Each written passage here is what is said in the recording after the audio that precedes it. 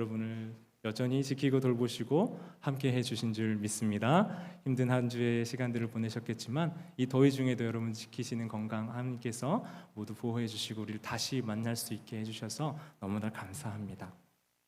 여러분 아실지 모르겠는데요, 유명한 그 영화로도 나왔던 반지의 제왕이라는 글이 있어요. 문학 작품이죠. 톨킨이라는 사람이 이 대작을 만들어내려고 참 많은 노력을 했습니다. 상상했던 상상력에 잃어버렸던 영국의 어떤 상상력의 세계들을 다시 불러오게 하고, 또 역사적인 고증이나 도움들을 많이 받고, 또 자료 수집을 참 몇 년 동안 수년간, 십수년에 걸쳐서 했다고 합니다. 그래서 글을 집필해 가는데 어느 순간 이제 글이 막히는 거예요. 글이 막혀서 글이 안 써지고 어떻게 해야 될지 모르는 상황에 세계 제2차 대전이 또 발발했습니다. 전쟁 중에 이제 참전할 나이는 아니었지만 전쟁 중에 글을 쓸 수 있는 상황이 됐겠습니까? 이 평생의 필작, 대작을 쓰고 싶었는데 글이 막혀서 되게 고통스러워했던 상황이었습니다. 창의력도 완전히 바닥이 나서 무언가 할 수도 없는 상황에 처해버린 거예요. 그런데 어느 날 아침에 눈을 딱 뜨자마자 짤막한 이야기가 상상 속에 하나 번뜩 떠올랐어요. 그 이야기를 얼른 기고해가지고 글을 썼는데요. 그 내용 안에 나와 있는 주인공의 이름은 니글이라고 합니다. 니글 들어보신 것 같죠? 언제 써요? 한국말로는 속이 니글니글하다고 할 때 쓰잖아요. 근데 그 니글은 아니고요. 영어로 사전에 등재되어 있는 니글이라는 단어가 있다고 합니다. 이 니글은 화가였는데요. 실제로 깨짝거리거나 비능률적으로 일을 한, 그래서 쓸데없이 작은 일에 집착하거나 사소한 일에 시간을 낭비한다는 이 사람을 본떠서 이 사람의 의미가 사전에 반영되어 있는 니글이라는 단어가 실제로 있다고 해요. 근데 이 니글이 어떤 사람이었냐면 화가였어요. 그 그리고 싶은 그림이 있었어요. 톨킨과 같이 대작을 그리고 싶었어요. 그래서 어떻게 했냐면요, 사다리를 타고 올라갈 만큼의 커다란 캔버스를 준비했어요. 사다리를 탈 정도면 자기가 생각하고 상상하는 것이 되게 많았을 거잖아요. 그걸 그리기 위해 시작했는데 실상 이 그림을 완성하지 못한 거죠. 이유가 두 가지 있었는데요. 한 가지는 큰 그 나무 이파리 하나를 그리는데 너무 정성을 들인 거예요. 그 이파리 하나의 완성도를 높이는데 너무 많은 에너지를 썼던 게 첫 번째 이유였고요. 두 번째는 이 니글이라는 사람이 마음씨가 좀 좋은 사람이었어요. 그래서 이웃에서 무슨 요청을 하면 거절을 못하는 거예요. 그래서 이 니글은 여기저기 불려다니고 또 그걸 또 악용해서 계속 부르는 사람이 또 있었다는 거죠. 그래서 이 니글은 두 가지 이유 때문에 결국 이 그리고자 했었던 그림을 그리지 못하고 결국 고열과 독감 속에서 죽음을 맞이하는데요. 죽는 순간에 이 그림을 아직 다 완성하지 못했다 하는 절규와 함께 숨을 거두었습니다. 그리고 그럼 뭐가 남았을까요? 그 큰 캔버스에 나무 잎사귀, 이파리 하나만 남기고 죽었다고 합니다. 그리고 이 나무 이파리 그림은요, 그 마을의 그림 미술 박물관에 아주 후미진 곳에 이런 이름으로 남겨졌어요. 잎사귀, 니글작, 이렇게 어립니다. 그래서 이 니글은 작은 일에 집중해서 큰 일을 하지 못하는 그 상징적인 사람이자 단어로 등재가 되었던 거예요. 우리는 주인공 이 니글처럼 어떤 일에 집착하거나 비능률적으로 일하거나 시시콜콜하고 사소한 일에 시간 낭비를 하는 삶을 가끔 우리 스스로도 경험합니다. 어떤 분들은 큰 꿈과 비전을 가지고 있고 실제로 그 일이 얼마나 의미가 있고 어떻게 성취하는지 모른 채 달려가기만 하다가 이 니글의 이야기를 접하면 저 니글이 나의 삶 같네 라는 생각을 쉽게 할 수 있을 것입니다. 그런데 이 예화를 이제 팀 켈러 목사님 책에서 제가 봤는데요, 그 목사님 이렇게 얘기해요.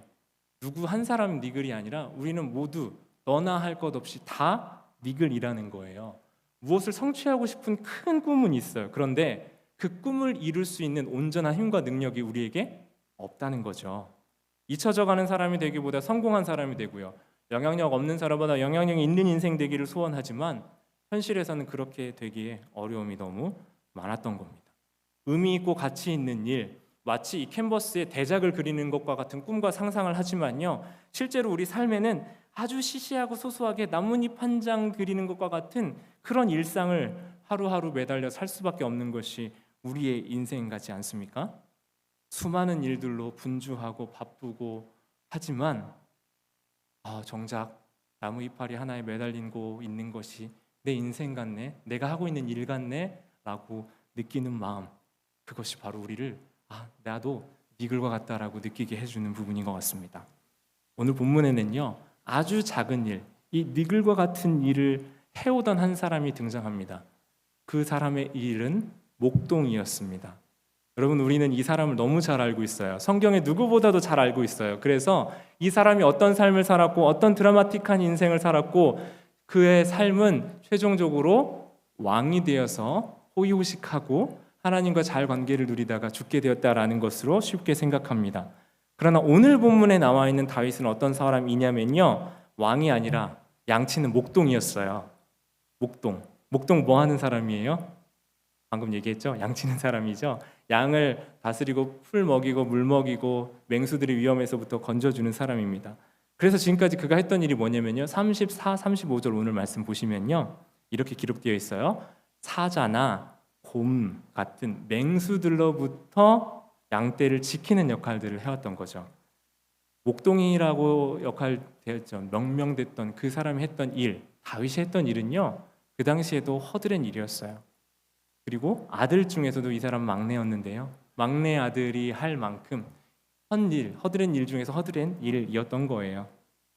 별로 중요해 보이지 않는 일이었어요. 평범해 보이는 일이었고요, 아무나 할 수 있는 일 같았어요. 니글이 했던 일과 같이 아주 작은 일들 겨우 감당하고 살고 있었던 사람이었다는 거예요. 게다가 지금 다윗은요, 소년이죠. 장성한, 체격이 좋은 장성한 어른이 아니에요. 소년 다윗입니다. 전쟁에 나가서 싸워본 경험도 없을 뿐만 아니라 지금 전쟁터에 군사로 나와 있는 게 아니라요, 형들에게 먹을 밥 갖다 주러 왔어요. 떡 갖다 주러 온 상황이에요. 그 상황에 전쟁하고 있는 이 이스라엘과 블레셋이 대치하고 있는 상황에 블레셋의 장수 골리앗이 큰 소리를 뻥뻥 치면서 하나님의 이름을 모욕하고 이스라엘의 군사들은 두려워서 벌벌 떨고 있는 이 상황에 다윗이 앞에 나서고 있는 겁니다. 지금 그가 가지고 있는 경험이나 눈으로 보이는 다윗의 체격이나 현실로 봤을 때 이 사람 전쟁에 나와서는 웃음거리밖에 안 되는 거예요. 블레셋 사람들이 뭐 돌장난하러 왔니? 하고 놀릴 거리밖에 안 되는 거예요. 이 다윗을 내보내는 것 자체가 이스라엘에는 수치스러운 일이 되는 거예요. 그런데 이 평생 아주 양치는 시시콜콜하고 작은 일을 하던 다윗, 양떼나 치던 다윗이 패전 상황에 어쩔 수 없이 뭐든 해봐야 되잖아요. 나서겠다는 사람이 아무도 없는데 다윗이 나서니까 이스라엘은 지푸라기라도 잡는 심정으로 다윗을 출전시키는 겁니다. 그래도 뭔가 믿는 구석이 있어야 되는데요, 결정적으로 웃음거리가 될 만한 이 상황에서 사울이 다윗을 출전시키는 계기가 바로 34절과 35절, 방금 다윗이 했던 말입니다. 다윗이 사울에게 이렇게 말해요. 주의 종은 자기죠. 아버지의 양을 지킬 때 사자나 곰이 와서 양떼에서 새끼를 물어가면 내가 따라가서 그것을 치고 그 입에서 새끼를 건져내었고 그것이 일어나 나를 해하고자 하면 내가 그 수염을 잡고 그것을 쳐 죽였나이다. 여러분, 사자랑 곰이랑 싸웠던 경험이 있다고 해서 내가 전쟁에 지금 무시무시한 장수 앞에 나아가서 1대1로 싸울 수 있을 만한 자격이 되는 겁니까? 다윗의 말에서 당찬 신뢰가 느껴지고 이 다윗이 곰과 사자를 이겨본 경험이 있다는 것 참 놀라운 경험일 수 있겠습니다.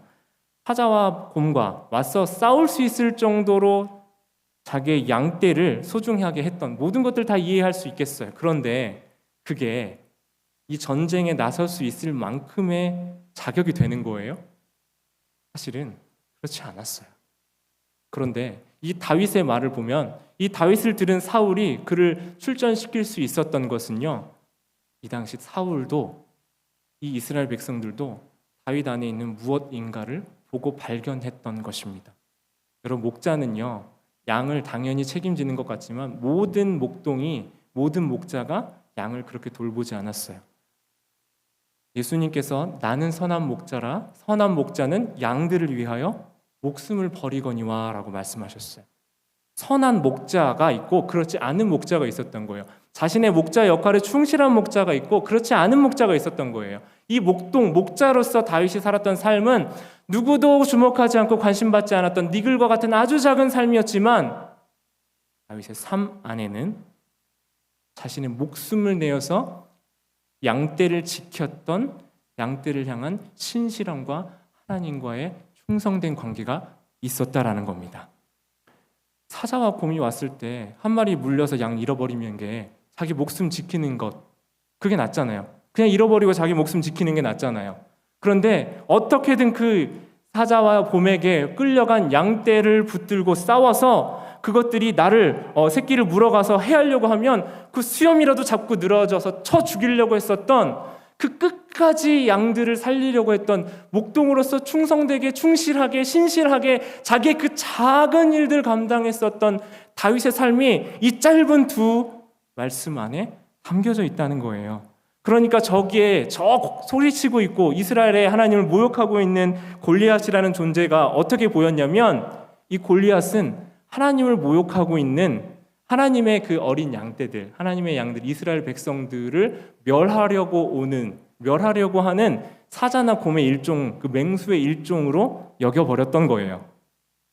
사자와 곰을 물리쳤을 때 하나님이 그와 함께 했었던 경험, 하나님이 그를 붙들어 주시고 도와주셨던 경험, 자기의 작은 일에 충성되게 신실하게 했을 때 하나님이 그를 도와주셨던 경험과 흔적이 그의 삶에 있었던 거예요. 과거 하나님을 모시며 살았던 그 경험 때문에 앞으로 있을 미래의 싸움에 그는 담대하게 나아갈 수 있었다라는 겁니다. 양은 그냥 먹이고 잃어버리면 마는 거예요. 그런데 그렇지 않았어요. 그 양을 사랑하고 양을 지키는데 충성했던 목동 다윗을 하나님은 기억하고 계셨던 겁니다. 사도행전 13장 36절에 이 다윗의 삶에 대해서 바울이 안디옥에서 했던 설교의 내용으로 그 삶을 요약해줘요. 같이 한번 말씀 받겠습니다. 시작. 다윗은 당시에 하나님의 뜻을 따라 섬기다가 잠들어 그 조상들과 함께 묻혀 썩음을 당하였으되. 여러분, 다윗은 하나님이 그의 삶을 지키시고 도우시고 인도해 주시는 경험과 기억과 감격이 있었어요.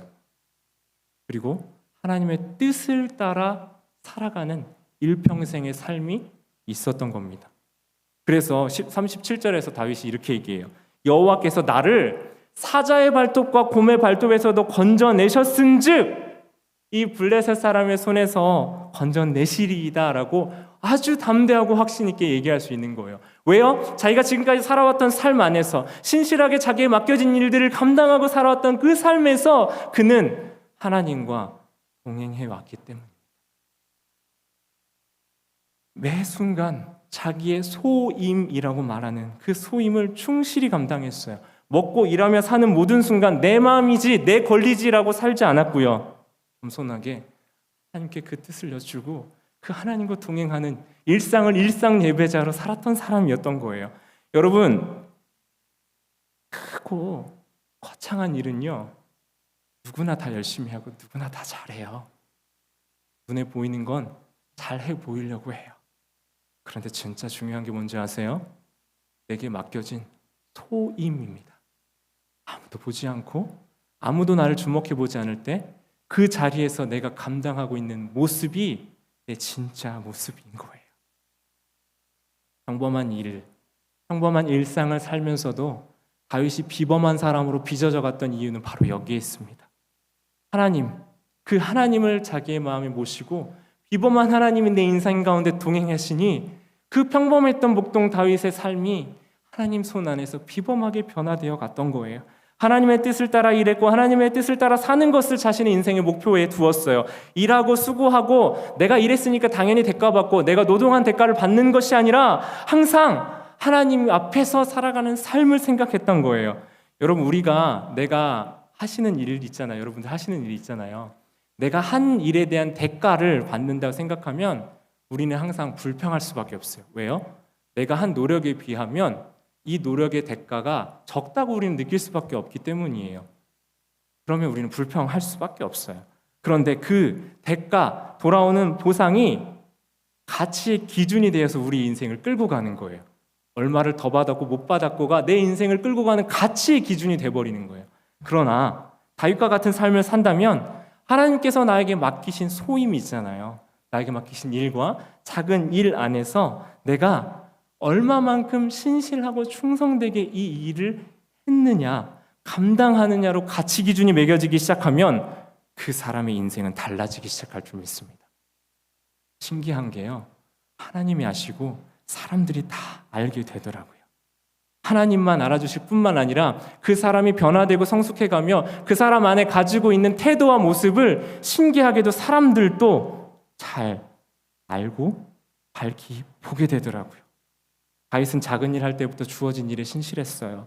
기도했고요. 일을 하며 하나님께 물었고요. 그래서 자신의 미래에 자신의 그 지금까지 동행해 주셨던 하나님이 흔적, 걸음, 동행했던 모든 것들이 신뢰로 쌓여서 현재 동행하며 미래에 대한 소망이 될 수 있었던 거예요.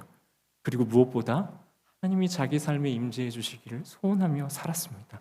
쉽고 편해서 그렇게 산 게 아니라요. 그게 옳고 바른 길이었기 때문에 그래요.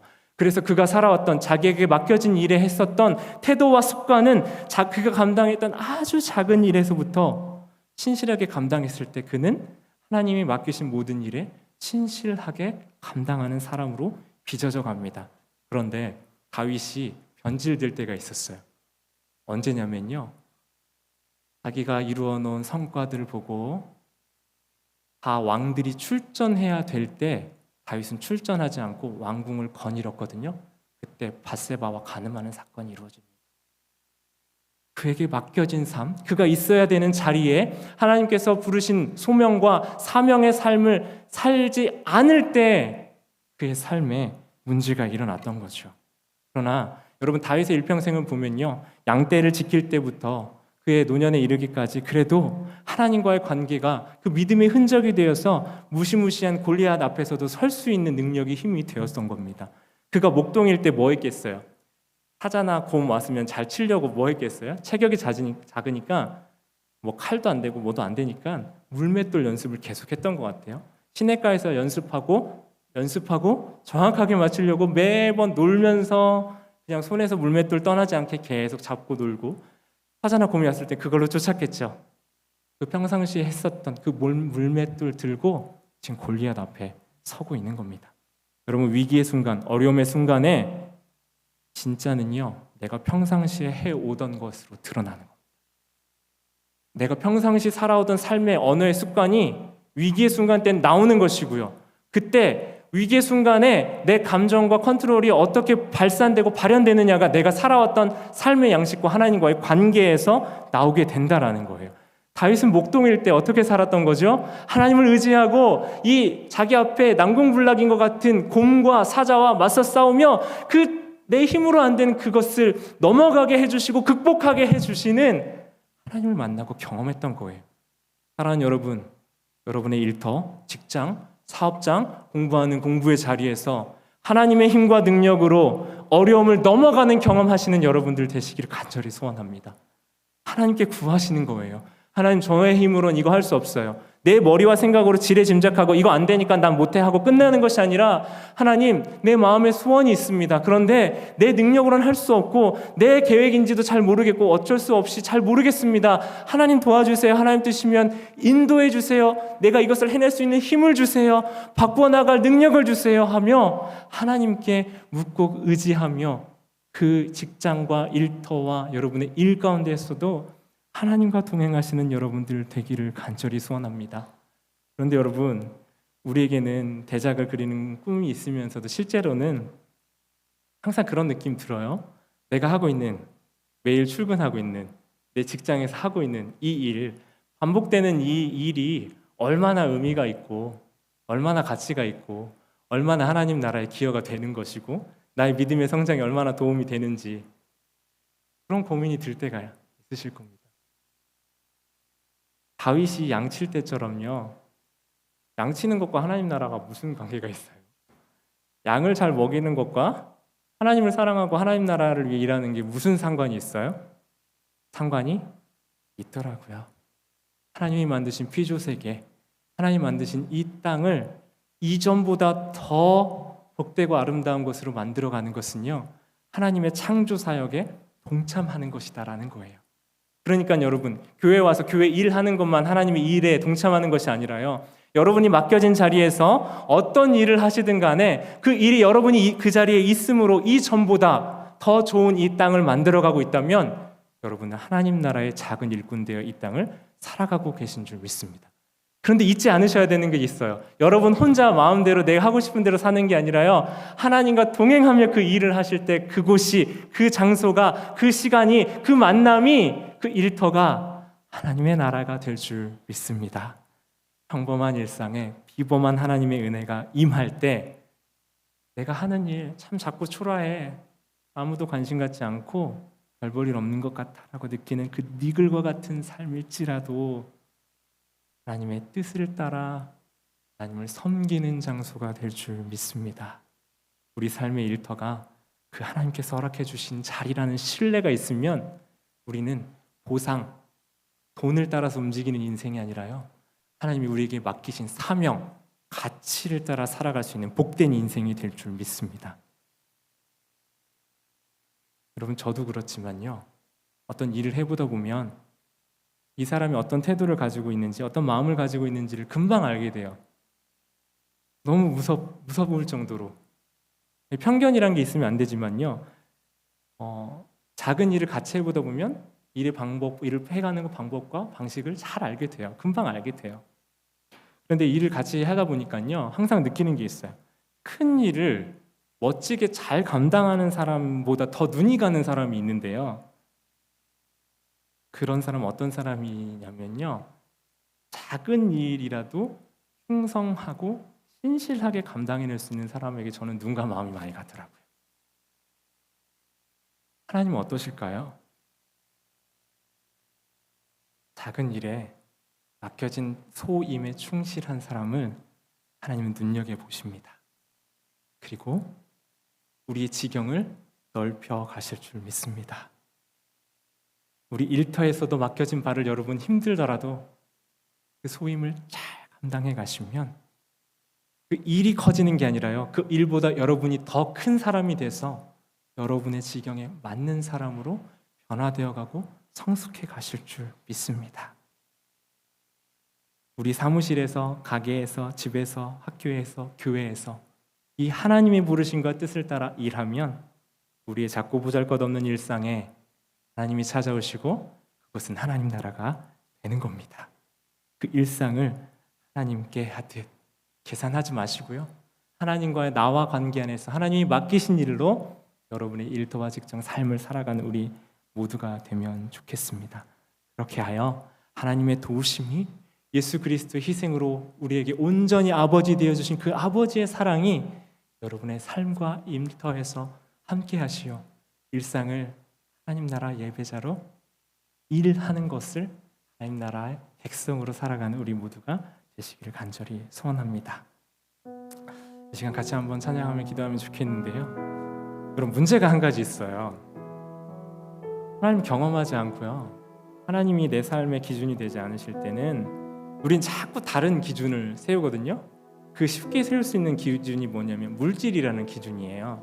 그러니까 돈을 많이 버는 직종에 우선 가치를 두고, 그리고 그걸로 서열을 매기고 그걸로 가치 판단을 자꾸 하게 되는 거예요.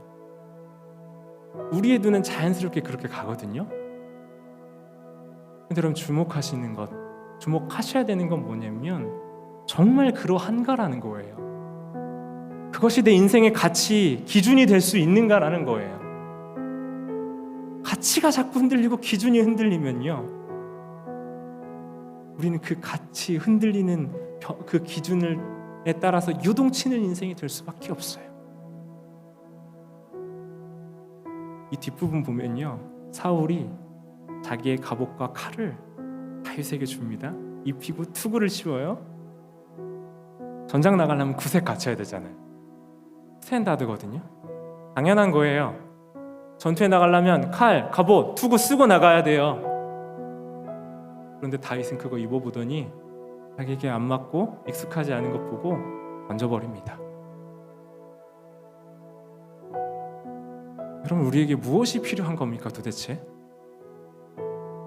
이 일상을, 이 땅을 살아가는데 여러분 뭐가 필요한 거예요? 사람들이 얘기하는 갑옷과 투구, 칼이 나에게 맞지 않아서 여러분 괴로워하진 않으세요? 여러분, 우리가 없어서 안 맞아서 두려워하는 것은 사울의 갑옷과 칼과 투구가 아니라 다윗의 믿음 없음을 두려워해야 될 줄 믿습니다. 우리에게 다윗의 믿음이 없기 때문에 우리가 자꾸 흔들리고 그 기준에 따라 휘청휘청 우리의 마음도 왔다 갔다 하는 거예요. 물맷돌 5개 들고도 하나님을 의지하기 때문에 무모해 보이지만 골리앗 앞에 섰던 다윗의 모습을 상상해 보십시오. 그리고 그 다윗 모습 안에 이 시간 여러분의 모습과 마음을 이입해서 이 시간 하나님 앞에 서셨으면 좋겠습니다.